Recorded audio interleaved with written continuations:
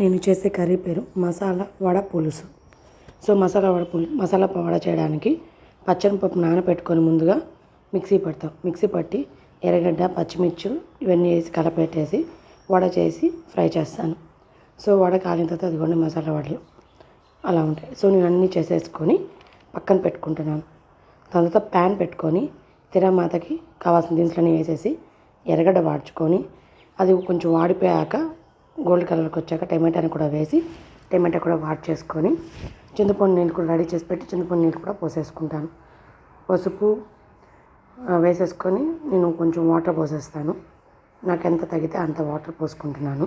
తర్వాత ఉప్పు వేసుకుంటున్నాను. ఉప్పు వేసిన తర్వాత అవి కొద్దిసేపు తెల్లనిస్తాను వాటర్ని. తెల్లిపోయాక వాటర్ అనేది నేను ఒక 2.5 స్పూన్ శనగల పొడిని తీసుకున్నా చిక్కపట్టడానికి. అది వాటర్లో మిక్స్ చేసుకొని అది కూడా నేను దానిలోకి కలిపేసేసి ఇంకా నేను ముందుగా రెడీ చేసి పెట్టుకున్నాను కదా వడ అనేది నేను కలిపేసాను కదా. దాని తర్వాత మనకి కారం తక్కువ ఉంది అనుకుంటే కొంచెం కారం వేసుకోండి. ముందుగా రెడీ చేసి పెట్టి వడని దానిలో వేసేస్తున్నాను. చూడండి వేసిన తర్వాత ఒక 3 minutes అట్లా ఉంచేసి స్టవ్ ఆఫ్ చేసి సర్వ్ చేసేసుకుంటే ఆడికి మసాలా వడ పులుసు అనేది అయిపోతుంది. మీరు ట్రై చేసి ఎలా ఉందో చెప్పండి. Thank you for watching. Please subscribe my channel.